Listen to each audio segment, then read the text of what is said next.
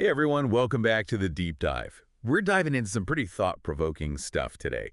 We've had a lot of booktubers reach out recently saying they want to cover Neil Postman's Amusing Ourselves to Death on their channels. And Mhm. they're looking for some, well, deeper insights to really make their content stand out. It's a book that really makes you think, even though it came out way back in 1985, like, what, almost 40 years ago. Hmm. And, Postman, he had this knack for seeing where things were headed. Right, like he was peering into a crystal ball or something. So for all you booktubers out there, we're going to take a deep dive into Amusing Ourselves to Death today. And we're going to explore how Postman's ideas about media and culture, especially, the whole visual media thing, can help you make some really insightful and engaging content. Because let's be real, creating content on platforms like YouTube, it's a whole different ballgame than just, reading a book and talking about it. Totally. It's a different world out there now. Huh. So just to give everyone a little recap, Postman's main argument in Amusing Ourselves to Death is that we're not so much in danger of becoming a society like the one in Orwell's 1984, where Big Brother is controlling everything we see and hear. Right, right. Instead, he thinks we're more on the path to becoming like the folks in Huxley's Brave New World. It's not about censorship, it's more about distraction. We're so busy amusing ourselves with entertainment and trivia that we lose sight of what really matters. And, oh, let's face it, television was a huge part of that in Postman's time, and you could argue that the internet and social media have just taken that to a whole new level. Oh, absolutely. It's everywhere now. So I guess the big question for our booktuber friends is, how do you talk about a book like this? A book that warns against the dangers of, well, basically the world we live in now, Right. in a way that actually gets people thinking and doesn't just, add to the noise. That's the challenge, right? And Postman gives us a lot to work with here. One of his most powerful ideas is that the dominant form of communication in a society, the medium, as he calls it, is more than just a way to deliver information. It actually shapes how we think and understand the world. He calls this the medium is the metaphor. The medium is the metaphor. Okay, I like that. So how does that play out, like historically? What's the contrast he's making? Well, Postman contrasts what he calls typographic America, which is a culture that was really grounded in the printed word books, newspapers, pamphlets, you name it, with the rise of what he called the age of show business, which was, very much driven by television at the time. Okay, so typographic America versus age of show business. I'm following you. Now, in typographic America, because the printed word was king, people were used to engaging with complex ideas, following logical arguments, and, really taking their time to absorb information. I mean, think about it. People would go to these incredibly long sermons that were like hours long, and they were filled with intricate theological debates. Wow, that's a lot of brain power. I can barely sit through a 20-minute YouTube video sometimes. Right. But back then, that was the norm. And don't even get me started on those Lincoln Douglas debates. I mean, we're talking about hours and hours of intense intellectual sparring, and people were glued to every word. Even advertisements back then, they were these dense blocks of text that went into great detail about the product. It was a different world. Yeah, no kidding. It's like our attention spans have shrunk since then. That's exactly Postman's point. The printed word demanded a certain kind of mental effort, a kind of slow, deliberate engagement with information. But then television came along and shifted everything. It's all about the visuals now, right? Fast-paced, flashy, got to keep people entertained. Exactly. Television brought with it this emphasis on entertainment, on visual stimulation, and, keeping things short and sweet. And Postman argues that this has had a huge impact on how we process information, how we think, how we communicate. He talks about this thing called the now.this phenomenon, right? Yeah. Like how television news jumps from one thing to the next without any real connection or context. Oh, yeah, the now.this. That's a classic Postmanism. And it's so relevant to how we consume information today, even online. It's like our brains are being trained to expect this constant stream of disconnected snippets of information, and we're losing our ability to focus, to really dig deep into anything. It's like we're skimming the surface of everything, but never really diving in. And I think that's something for our booktuber friends to really consider. How do you talk about complex ideas from a book in a way that doesn't just contribute to this now.this culture? How do you encourage people to slow down, to really engage? It's a tough question, but I think Postman gives us some clues. Another one of his key ideas is this concept of media as epistemology. Okay, media as epistemology. Break that down for me. Basically, it's the idea that different forms of media, they don't just transmit information. They actually shape our understanding of what constitutes knowledge and how we decide what to believe. So, for example, in oral cultures, where storytelling and memorization were key, wisdom was often associated with the elders, the people who had accumulated the most knowledge over their lifetimes. But with the rise of print culture, the emphasis shifted to logic, analysis, and a kind of detached objectivity.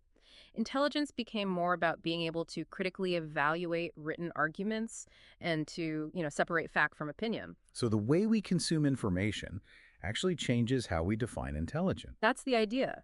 And Postman argues that television, with its emphasis on visuals and emotional appeals, presents a whole different way of knowing. It often privileges the believability of the messenger, how charismatic they are, how trustworthy they seem over the actual content of the message. He uses the example of Christine Kraft, the news anchor who was fired because viewers didn't like her appearance, even though she was perfectly competent at her job. Yeah, that's a crazy story. It's like, what does her appearance have to do with the news she's reporting? Exactly. It shows how television can shift our focus away from substance and towards these superficial qualities. And this is something that booktubers need to be aware of too, right? Because on YouTube, presentation matters a lot. Oh, yeah, you've got to have good lighting, good sound, you got to be engaging on camera. It's all part of the package. Right. So the question is, how do you balance that with, actually delivering insightful and thought-provoking content? How do you make sure that the medium isn't overshadowing the message? It's a tightrope walk, for Yeah. sure. So before we get too deep into the YouTube of it all, let's take a step back and talk about this peekaboo world that Postman describes. This is like the bridge between print culture and the age of television, right? Right. Yeah. The peekaboo world. This is where things start to get really interesting. Postman argues that even before television became dominant, the invention of the telegraph and photography started to fragment our understanding of the world. The telegraph, with its ability to transmit information instantly across vast distances, made news more about immediacy than about context. We were suddenly bombarded with information from all over the globe, but we often lacked the background knowledge to understand its significance. It's like knowing that something happened, but not really knowing why it matters. Exactly. And then photography comes along, and it adds another layer to this fragmentation. Photos can capture a moment in time, but they don't necessarily tell the whole story.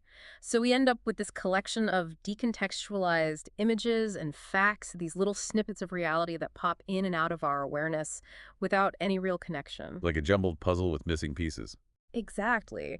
And to cope with this, Postman says, we started creating these pseudo-contexts, things like crossword puzzles and trivia games that gave us the illusion of making sense of all this fragmented information.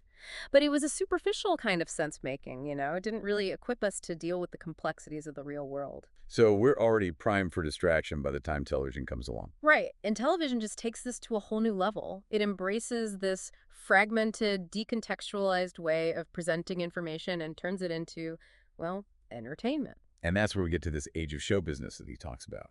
So how does this entertainment bias seep into all these different areas of life? Like, let's start with news. Well, with television news, Postman argues that the need to entertain, to keep viewers glued to the screen, starts to overshadow the responsibility to inform. News becomes more about flashy visuals, dramatic storytelling, and keeping things brief and digestible. In-depth analysis and nuanced perspectives take a back seat because, well, they're not as entertaining. And that whole now this thing just reinforces that, right? Like nothing is really that important. We're just going to skip along to the next shiny object. Exactly. And it's not just news, it's everything. Postman talks about how this entertainment bias affects religion, politics, education, even the way we think about ourselves and our relationships can be influenced by the lens of entertainment. Okay, so unpack that a little bit. Like how does this show up in religion, for example? Well, with religion, Postman argues that television often transforms religious experiences into a kind of performance. It's less about genuine spirituality and more about putting on a good show for the cameras. He points to figures like Reverend Terry and Pat Robertson, who were very charismatic and successful on television, but whose messages often focused more on spectacle and emotional appeals than on deep theological principles. Like religion becomes another form of entertainment. That's the worry. And then you've got politics, which has become almost entirely about image and performance. Oh yeah, Yeah. like who could deliver the best soundbite? Who looks the most presidential on camera? Exactly. Substance takes a backseat to style. And it's hard to imagine a politician today who isn't acutely aware of how they're coming across on television or, in those viral video clips that get shared all over social media. And it's like the whole world's a stage now. And then there's education. This is an interesting one, especially for booktubers who might be thinking about, educational content. Yeah, this is where it gets a bit tricky. Postman acknowledges that educational shows like Sesame Street have good intentions. They want to make learning fun and engaging for kids. Right, who doesn't love Sesame Street? Exactly. But his concern is that by prioritizing entertainment, we might be inadvertently teaching kids that learning should always be easy and fun. And that can make it harder for them to engage with more challenging material later on. I see his point. It's like, if you get used to having your information sugar-coated, you might not have the patience for anything that requires, a little bit of mental elbow grease. Right. And that leads us to Postman's big warning, the one he calls the Huxleyan warning. Okay, the Huxleyan warning. Remind us what that's all about. Essentially, it's the idea that we're in danger of amusing ourselves to death, that we're becoming so obsessed with entertainment and distraction that we're losing our ability to think critically, to engage with difficult issues, to even recognize what's truly important in life. It's a scary thought, isn't it? Like, we're not being controlled by some external force. We're just willingly giving ourselves over to distraction. Exactly. And this is where it gets really relevant for our booktuber friends, because they're operating in a media landscape that is saturated with entertainment, where attention spans are short, and where the pressure to be engaging and entertaining is immense. It's like a constant battle for eyeballs, isn't it?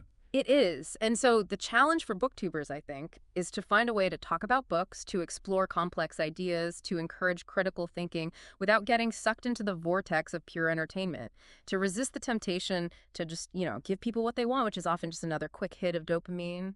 So how do they do that? I mean, what are some practical things that booktubers can do to, push back against this amusing ourselves to death trend? Well, I think it starts with being aware of the forces at play. Recognizing that the medium itself, whether it's YouTube or TikTok or whatever, is going to exert a certain pressure on the content. And then, consciously trying to resist that pressure. Finding ways to incorporate depth and nuance into your videos, to encourage viewers to slow down and really think about what they're watching. So not just summarizing the plot or giving a quick review, but really digging into the themes, the ideas, the historical context. Exactly. Yeah. And asking thought-provoking questions, making connections to other books and ideas, prompting viewers to think critically about the author's arguments. There are lots of ways to do it, but it takes effort and it takes a willingness to maybe not always give people what they think they want. Because sometimes what people need is something that challenges them, something that makes them think a little harder, something that pushes them outside their comfort zone. Precisely. And that's something that booktubers can do really well. They can be a force for depth and nuance in a media landscape that often feels very superficial. So, to wrap things up for our booktuber listeners, what's the big takeaway from amusing ourselves to death? What should they be thinking about as they create content about this book and others? I think the main takeaway is that we need to be aware of the power of media, of the ways in which it shapes our thinking and our understanding of the world. And we need to be intentional about how we use it, both as consumers and as creators. We need to resist the temptation to just passively consume entertainment and to instead actively engage with ideas, to seek out depth and nuance, and to cultivate our ability to think critically. Because if we don't, we really might end up amusing ourselves to death. Well, that's our deep dive into amusing ourselves to death. A big thanks to our expert for breaking it all down for us. And for all you booktubers out there, remember, you have the power to make a difference. You can use your platform to foster genuine understanding, critical thinking, and a love of reading. So go out there and make some great content. And remember, as you're creating, ask yourself this: in a world that's constantly trying to distract us, how can you create those aha moments, those moments of genuine insight and connection for your audience? Think about that. Thanks for tuning in.